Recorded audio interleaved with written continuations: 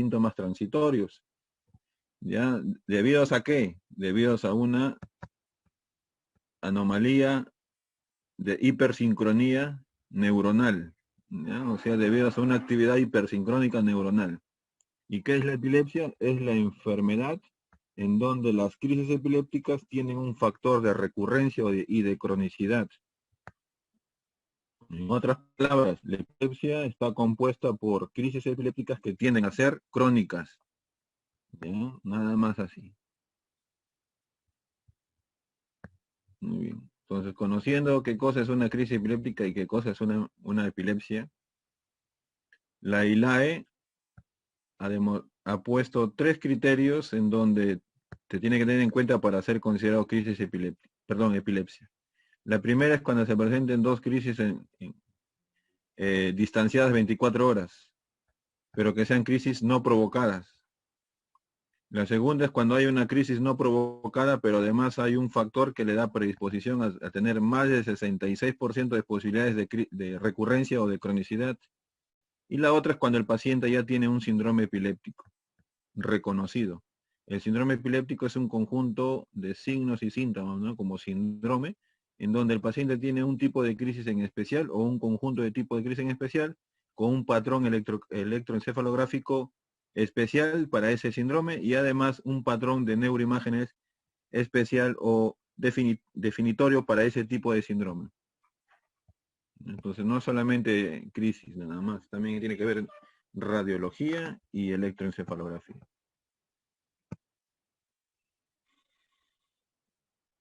Voy a dar de nuevo a sus compañeros. Ya está. Seguimos.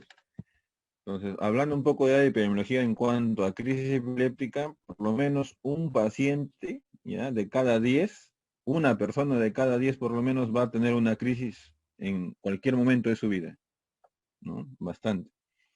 La mayoría de estas crisis van a ser provocadas por algún proceso agudo, ¿ya? No todos van a cumplir no provocadas, la mayoría van a ser provocadas.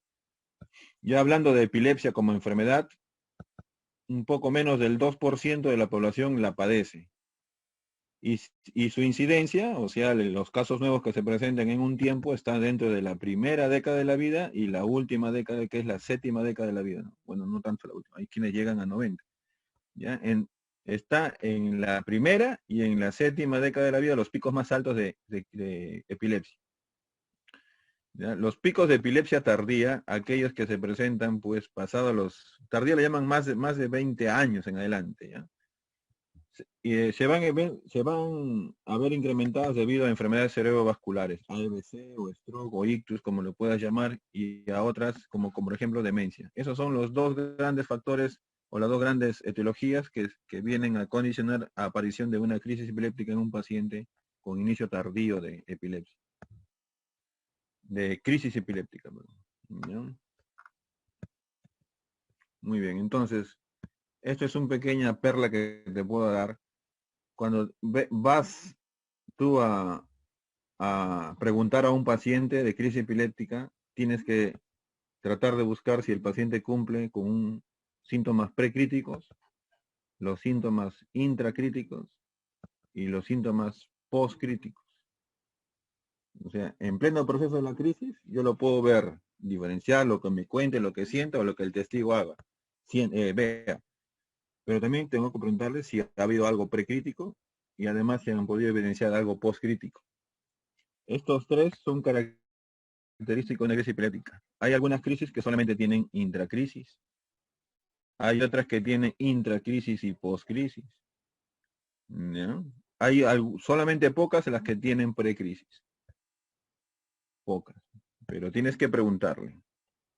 Ya se desterró el término aura. Aura ya no existe. Aunque el Farreras aún lo menciona, incluso en el 2020 que sacó, sigue hablando de aura. Aura ya no existe. Aura es una crisis epiléptica de tipo también. No es solamente lo que siente el paciente, porque tiene correlación de hipersincronía neuronal. Por lo tanto, cumple el criterio para ser llamado crisis epiléptica. Ya no existe aura. Sácate de tu cabeza también convulsión. Convulsión ya no existe. Desde el año 2014 ya no se usa. Convulsiones. ¿ya? Aunque es un poco difícil desterrarlo, pero ya no se usa. Convulsión. A eso la llamaban antes a las crisis epilépticas de tipo motoras, pues, ¿no? Las que se movían la llamaban convulsiones. Pero ya no se usa, ya no. Por lo menos la ILAE, la que nos rige en cuanto a crisis epiléptica y epilepsia, no recomienda. ¿Y para qué es importante reconocer esto? Sobre todo esta parte intracrisis o crítica. Esta parte es importante porque todas las crisis epilépticas tienen correlación clínica. O sea, tienen un tipo de movimiento, que ya debes aprenderlo, y tienen manifestaciones de respuesta orgánica. Por ejemplo, taquicardia, por ejemplo, hipertensión, por ejemplo, cianosis, por ejemplo, hipoxemia, por ejemplo, hiperlactacidemia, por ejemplo, hipercalcemia. Entonces, todo eso tienes que aprender a reconocer. Si es que el paciente está en plena crisis y no tiene ninguno de esos, duda que sea una crisis. Y este es un ejemplo, este es minuto 3:38, de una crisis tónico-clónica. Mira, el joven está tranquilo, de un momento a otro le va a ocurrir un suceso. Ahí está sintiendo probablemente algo ya, está entrando en un periodo precrítico, ya está entrando el periodo crítico porque ya hizo versión ocular, o sea, mirada a un lado, ahora la está haciendo versión cefálica a la cabeza.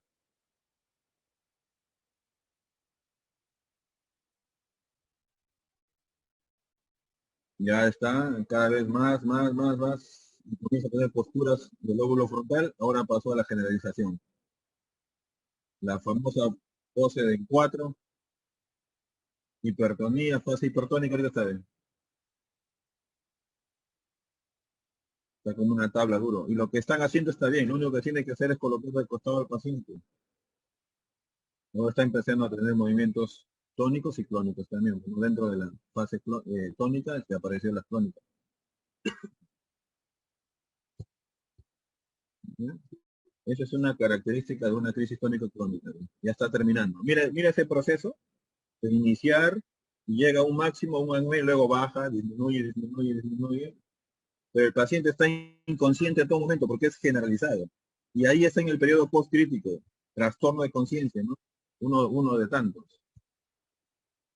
Ahora te voy a enseñar a tu ex enamorado, para las chicas, que le van a poner una ampolla, o tú le dices, ¿terminamos? Y él hace esto, pues, ¿no? Hoy tengo que colocar lo mismo.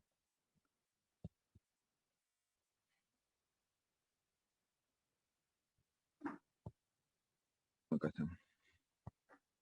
11:29. Este es tu ex. Ahí está, pasando un proceso de, creen que convulsiona cada vez que le dicen terminamos. Este joven está empezando a tener hiperventilación, como lo puede ver, está comenzando a respirar rápidamente. Y todo el electrocefalograma lo que está haciendo es solamente cambios respiratorios, no hay pero él se está moviendo. Las crisis tónico-clónicas no son, me muevo un ratito, de ahí me dejo de mover, me muevo otro ratito, me dejo de mover, me muevo otro ratito, me dejo de mover. Un brazo nomás ahora, un hombro nomás lo mueve. Está bailando el reggaetón, pues, ¿no? Entonces, eso no es una crisis tónico-clónica para nada, pues, ¿no?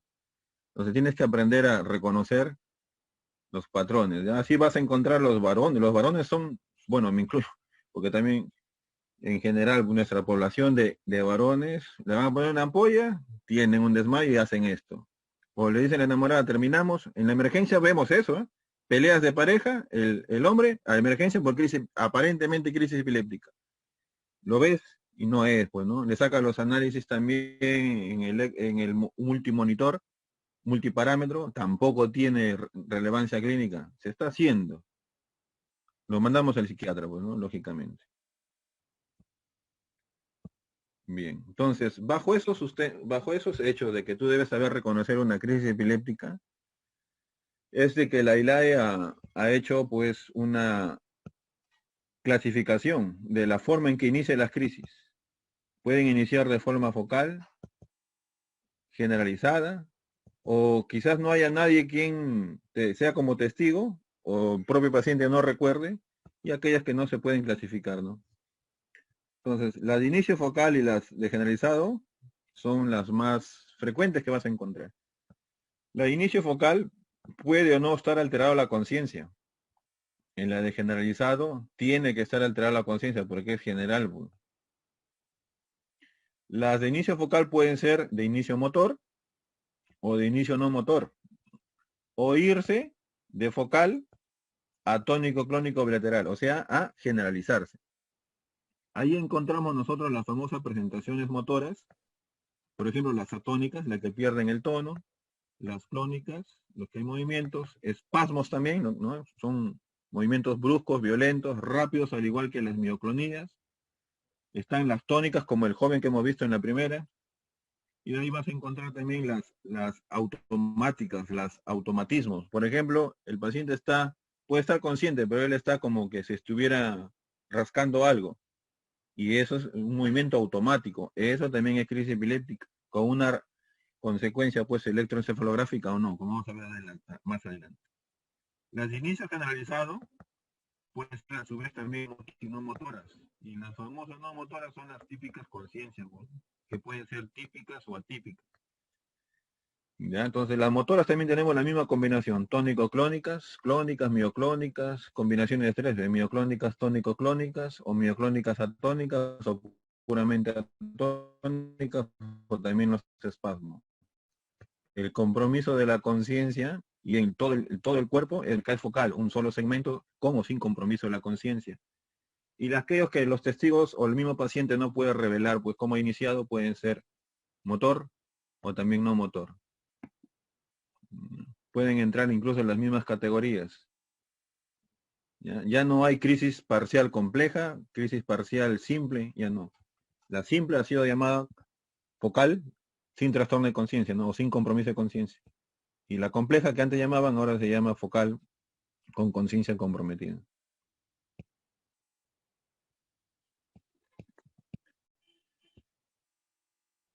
Bien, sigamos. Entonces, después que determinas tú el tipo de crisis que tiene el paciente, tienes que buscar la etiología, tienes que saber qué es lo que está causando. Pues sus libros se han quedado en el año 1800 y aún tratan como si fueran hereditarias, congénitas,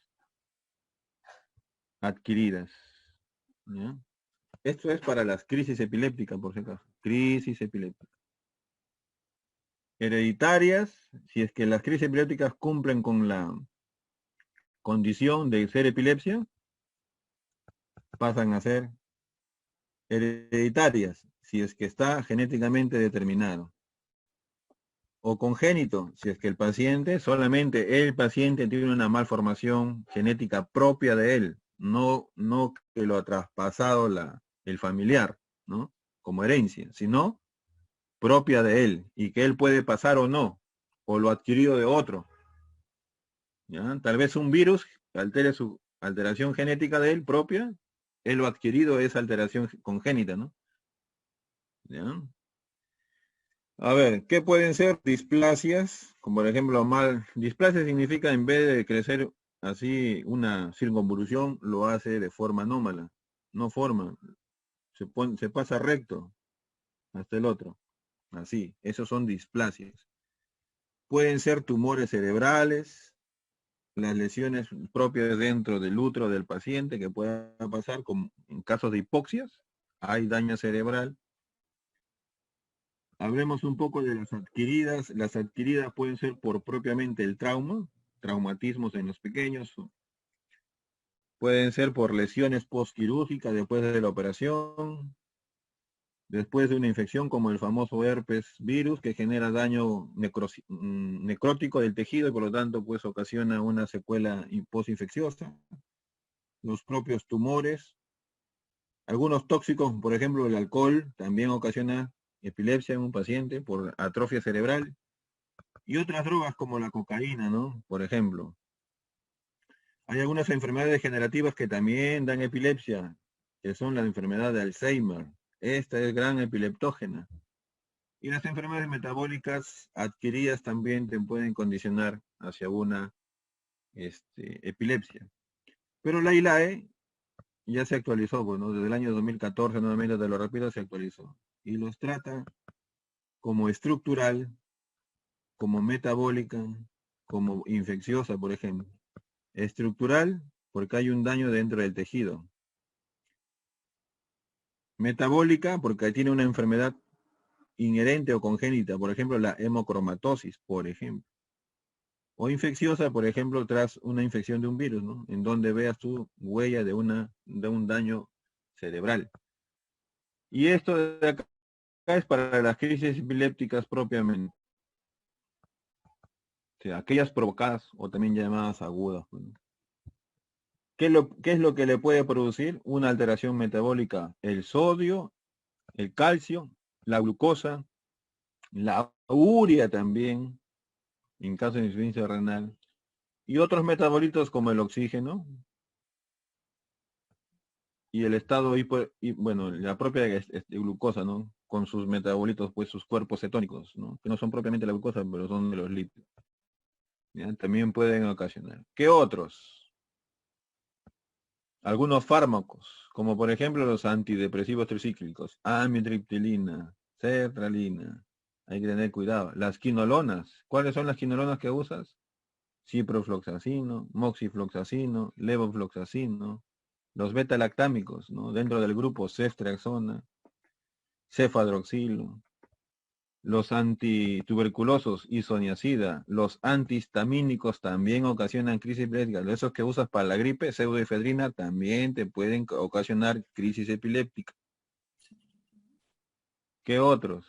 Abstinencia al alcohol, hipertiroidismo o hipotiroidismo, las crisis de células falciformes, aquel paciente que tiene una hipertensión, sufre un incremento agudo de la presión, entra en un cuadro de crisis hipertensiva, ¿no?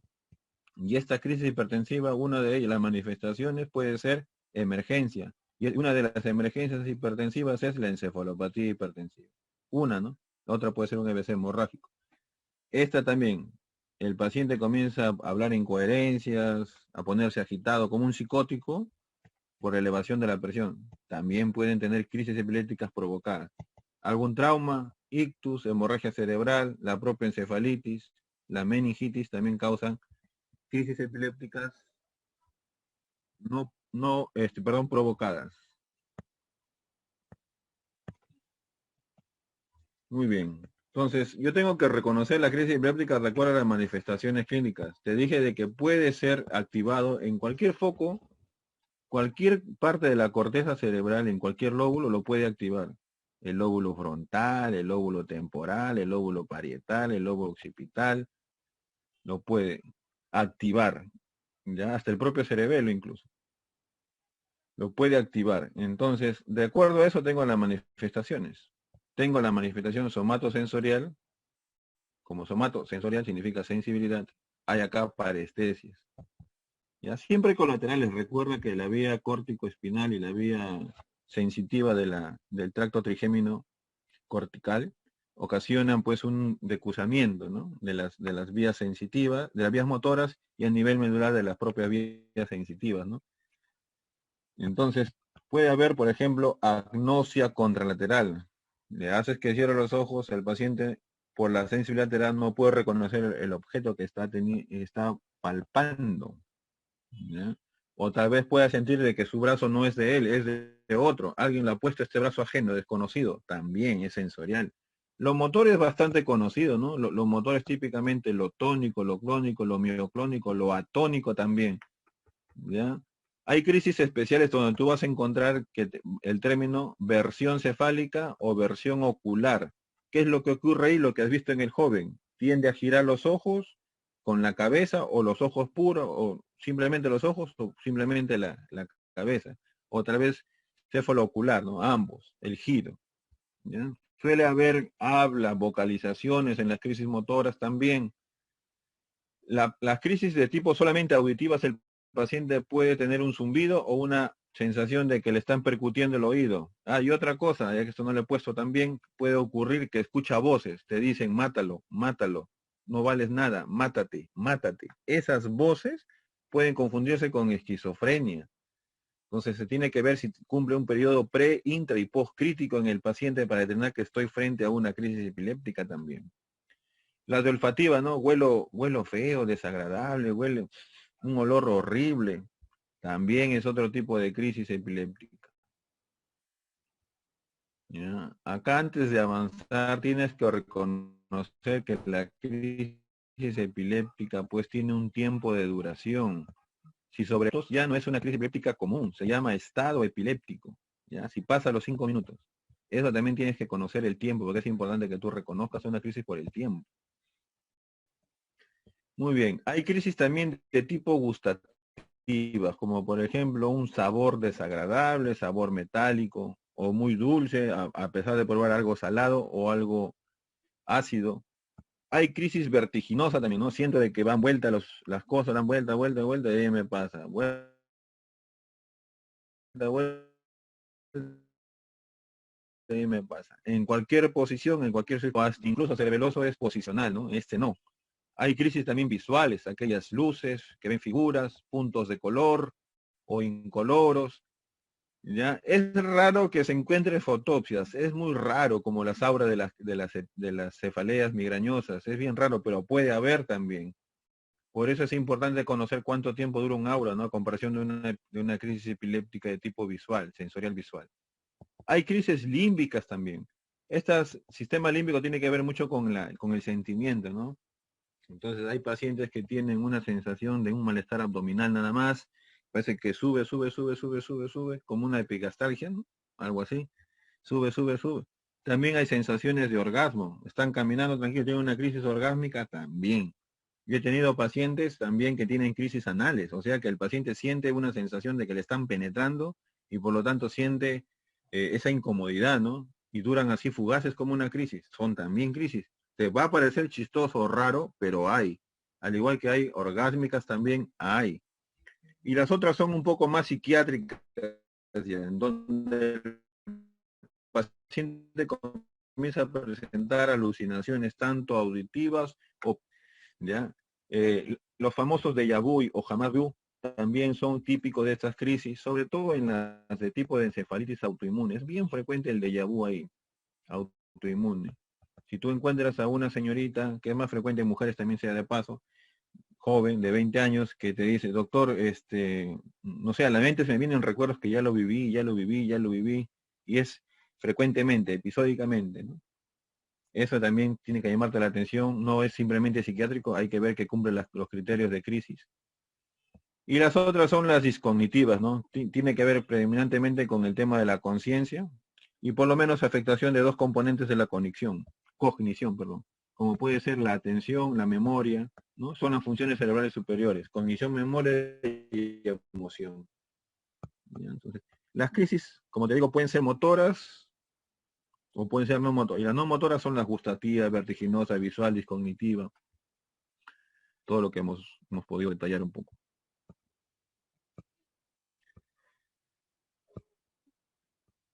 Lo otro, ¿cómo hago el diagnóstico de crisis epiléptica, perdón, de epilepsia? Pues lo tengo que hacer básicamente con la historia clínica. No hay un examen que me diga, ya te salió, saca un examen de sangre, ¿qué salió? Crisis epiléptica, mentira. Saca un encefalograma, ¿qué salió? Crisis epiléptica, mentira. No hay. La única forma es verlo y preguntar qué es lo que siente el paciente o al testigo. Entonces, por eso tú encuentras acá la información que es crucial, la información del propio paciente o los testigos que han estado en el momento preciso de la crisis, para que tú con tu arte de preguntar, de hacer anamnesis, busques patrones de una crisis epiléptica, le preguntes al detalle, ¿ya? Muchas veces los médicos suelen pedir electroencefalogramas para cualquier tipo de diagnósticos y más creen que es por la epilepsia el electroencefalograma. Entonces, ¿esto es una herramienta de apoyo? Sí, pero con sustento clínico, porque es importante para poder ver el tipo de epilepsia que tiene el paciente. Si cumple con los diagnósticos de que sus conjuntos de crisis epilépticas que recurren en el tiempo cumplen con los criterios de epilepsia, ¿ya? Doctor, ¿a una crisis epiléptica también le puedo hacer el electroencefalograma? Sí, también le puedes hacer. A una epilepsia con mucha más razón, ¿no? Porque es una enfermedad que se compone de crisis epiléptica. Y entonces me sirve para ver el foco epiléptico y tal vez por ahí el tipo de crisis si no hubo testigos, si es que no hubo testigos. ¿Ya? También me ayuda para ver si es que el paciente, bueno, algunos lo usan como el caso del video, si es que tengo mucha duda, en el tema de las crisis, como en el joven de psicógenas, para ver si realmente son crisis epilépticas o no, tengo que verlo ahí echado y con su monitor, si cumple la condición clínica y la condición electroencefalográfica. ¿Por qué? Porque un electroencefalograma anómalo que me diga tiene ondas epileptógenas, no me prejuzga de que tenga crisis o que sea una crisis epiléptica. No me condiciona. Doctor, pero le salió en el electroencefalograma. Ya, y le salió ya ahí que la idea es de que tenga también correlación clínica. Entonces acá viene esta cápita, pues el electroencefalograma va a salir 50% normal en aquellos pacientes que tuvieron una crisis. Ya, si tú lo haces, por ejemplo, tiene una crisis, pasa un tiempo, y dices, lo voy a hacer después de la crisis, el 50% en ese periodo va a tener positividad, el 50% no, le va a salir normal. ¿Ya? Así como aquellas personas también de que hacen crisis clínica y el electroencefalograma sale normal, ¿no? Como te dije, el 50%. O aquellos que no hacen clínica y tienen un electroencefalograma, decir que es positivo para epilepsia, para crisis epiléptica, perdón. Entonces tampoco es diagnóstico. ¿Por qué? Porque tiene que tener correlación clínica. Tiene que tener correlación clínica. Si no, no haga gastar 300 soles en vano al paciente. Si te quiere llenar los bolsillos, engáñale. Bueno. Tomografía y resonancia cerebral solo son útiles para buscar causas agudas de crisis epiléptica. ¿Ya? Ahí, emergencia, me sirve tomografía. Y si quiere ampliar el estudio, porque algo me salió mal en tomografía, ya se ve algo mal, resonancia para detallarlo. Entonces, acá me va a ayudar si hay un tumor, me va a ayudar si es que hay una encefalitis, ¿no? Por tomografía o resonancia. Si es que hay una displasia o si es que hay otra anomalía, ¿no? Llámese hasta el propio infarto o una propia atrofia cerebral. ¿Ya? También sabiendo, pues, de que teniendo una lesión estructural me da una cronicidad. Entonces también me va a servir para poder hacer el diagnóstico de epilepsia, ¿no? Me da el criterio, si es que mi paciente ha tenido solamente una, me da el criterio. Entonces, todo electroencefalograma, por favor, no le piden así por pedir, sí tomografía, porque necesariamente tiene que tener una tomografía el paciente, pero con contraste, ¿ya? Porque recuerda, uno de los etiologías en las crisis epilépticas, en el cuadro verde que hemos visto, es tumor. Y los tumores no lo vas a ver sin contraste, no se ven. Con contraste sí, porque los capta y se puede visualizar más claramente. Muy bien, entonces mi paciente puede tener una crisis epiléptica, correcto. Esa crisis epiléptica, única y aislada, yo no lo puedo tratar. No se debe tratar.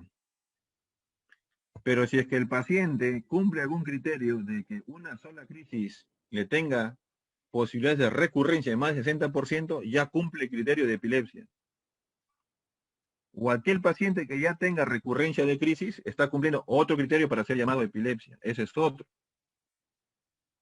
Entonces, le tengo que dar, ¿qué le tengo que dar a un paciente que cumple para ser diagnosticado con epilepsia? Antiepiléptico, pues no. Eso es lo que le tengo que dar. Si un paciente no cumple los criterios, no le tengo que dar antiepilépticos. Solo anticríticos, anticrisis, no antiepilépticos. Y para escoger el medicamento tiene que ver mucho el tipo de crisis. Si es una crisis focal, si es una generalizada. ¿Ya? Entonces, por eso tienes que detallar tu anamnesis nuevamente. No te va a servir si es que no sabes qué tipo de crisis, porque vas a estar pruebe y pruebe medicamentos hasta que le atines a algo. No es lo correcto. No está recomendado en ninguna guía. Bien. Entonces, ¿qué tipo de antiepilépticos puedo usar? Carbamazepina, lamotrigina, topiramato y fenitoína en las crisis epilépticas focales.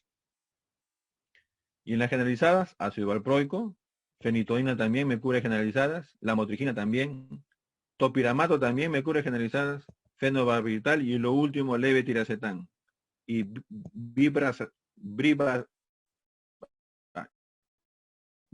brivaracetam también, brivaracetam. Meses, acá en el Perú, porque ya en Argentina tiene 4 años. Acá en el Perú hace 2 meses recién ha sido lanzado Vibracetam. Entonces, eso también. Se cubre focales y generalizadas, ¿ya? Pero más principalmente focales. ¿Ya? Entonces, eso es lo que puedes usar si es que tú tienes un paciente con crisis epiléptica. Tienes que ver el mecanismo de acción del fármaco y tienes que ver el costo-efectividad. Por ejemplo, carbamazepina, 3 soles cada pastilla de marca. La motrigina, de 6 a 8 soles. Topiramato igual. Fenitoína, 20 céntimos cada pastilla. Ácido valproico, de 3 soles también. Fenitoína, 20 céntimos. La motrigina cuesta más, de 6 a 8. Fenobarbital también está en ese promedio. Levetiracetam está costando casi 10 soles. Más caro. Tienes que ver la economía de tu paciente también. Carbamazepina no le puedes dar a un ancianito, porque produce sueño, sedación, vértigo. La motrigina le puedes dar a un paciente psicótico, porque también mejora el trastorno bipolar. Topiramato, al igual que el topiramato que disminuye el peso, pero el intelecto lo hace congresista, o sea, bruto. Eso también tienes que tener cuidado. ¿Ya? Entonces, acá están las dosis y los medicamentos que puedes usar. Por ejemplo, fenitoína se da aproximadamente 5 miligramos por kilo de peso. Ese es el dosaje. En los adultos pueden ir de 100 hasta 400, ¿ya? Hasta 400. Carbamazepina, y se da 2 veces al día o 3 veces al día. Carbamazepina, pues las tabletas vienen de 200 miligramos y tú tienes que darle mínimo 400 y máximo 1600. Esto se puede ser dividido 3 veces al día. No funciona 2, tiene que ser 3 veces al día. Ahora, hay pacientes que no toman 3 veces al día, doctor, me olvido. Ya, si te olvidas vas a tener crisis. O escoges un medicamento que solamente se 2 veces al día. Bueno. Por ejemplo, ácido valproico también va de 2 a 3 veces por día. La pastilla viene de 500 miligramos y desde ahí la mínima dosis que puedes dar 100, dice acá. Bueno, en medicina basada en evidencia ya se ha demostrado que es 750, la mínima dosis. 750 hasta 3 gramos. ¿Bien? Hay que tener cuidado con ácido valproico porque produce infertilidad, produce teratogenicidad también, mucho cuidado. Fenobarbital también a tener cuidado porque produce sedación. Se te puede pasar de dosis y el otro día lo encuentras muerto, asfixiado a tu paciente. Tienes que tener mucho cuidado al usar fenobarbital. Mucho cuidado también al usar la motrigina porque puede ocasionar Steven Johnson. La dosis las tabletas vienen de 50 y de 100 miligramos, se da 2 veces al día. Dosis mínima 100 y máxima 400. ¿Ya? Puedes usar. Levetiracetam es un buen medicamento para los ancianitos también, le sirve muy útil porque tiene muy poca interacción y se usa, pero sí produce psicosis y sedación. Tienes que tener cuidado también en darle de a pocos hasta que llegas al nivel terapéutico adecuado. Va a dosis mínima de 1 gramo a 3 gramos. ¿Ya? Si tienes un paciente con trastorno psicótico, no le vas a darle levetiracetam, lo vas a empeorar. Tienes que mejor usar la motrigina, ¿no? Que lo baja, lo pone zombie, lo mejora ahí en ese aspecto. ¿Ya? Esos son los medicamentos que puedes usar en cuanto a dosis, ya, pues, ¿no? Lo más frecuentes. Entonces, en conclusión, la crisis epiléptica no es lo mismo que epilepsia, sino es una manifestación de la propia epilepsia, pues, ¿no? Que le da ciertos criterios para tener recurrencia. No todas crisis epilépticas son diagnosticadas con epilepsia. Si las epilepsias son llamadas aquellas que tienen más de 2 crisis separadas en 24 horas, o una crisis con un factor de recurrencia, pero una crisis no provocada con un factor de recurrencia de más del 60%. Las manifestaciones clínicas dependen de la zona afectada. Recuerda que va desde motor hasta no motor, pasando en un motor por límbico, psicógeno, alucinatorio, automático. ¿Ya? Y la herramienta diagnóstica más importante es la historia clínica. No es el electroencefalograma, no es la tomografía, no es la resonancia. Es tu capacidad de hacer una muy buena anamnesis. No hay otra. Y tienes que tratar con antiepilépticos de acuerdo al tipo de crisis, pero solamente a un epiléptico, no a una crisis epiléptica. ¿Y qué le doy, doctor, a una crisis? Benzodiazepinas. Lo que tienes que usar es midazolam intramuscular, que es una de las últimas opciones. No endovenoso, sino intramuscular. Diazepam endovenoso, si está corroborado, eso es útil. Y lorazepam, también. Pero por favor, midazolam también es, pero tercera opción. No lo uses endovenoso porque produce paro cardíaco, paro respiratorio. ¿Ya? Le produce paro respiratorio. No vayan y corroboren y le doy despensa. Me llega una enfermera nueva y le digo, un paciente, ¿tienes diazepam? No, doctor, se acabó. En el seguro que se acabe, pues. Lorazepam no hay, eso sí no hay. Midazolam, sí, ya ponle 5 miligramos intramusculares. Y la tarada esta va y le pone endovenoso. Y se murió.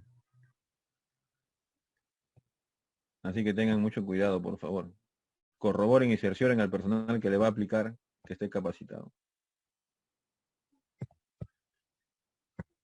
Listo, chicos.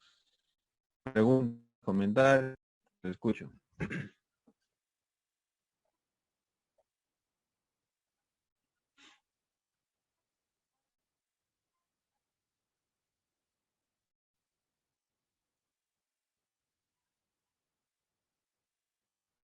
No, doctor, todo quedó claro. No hay ¿Sí? ninguna duda Perfecto. por parte de mis compañeros. Excelente. Muy bien. Gracias entonces, chicos. Vayan a almorzar. Gracias, Nos vemos. doctor. Hasta la Hasta próxima. luego. Gracias, doctor. Hasta Gracias, luego. doctor. Hasta luego. Muchas gracias, doctor. Hasta luego.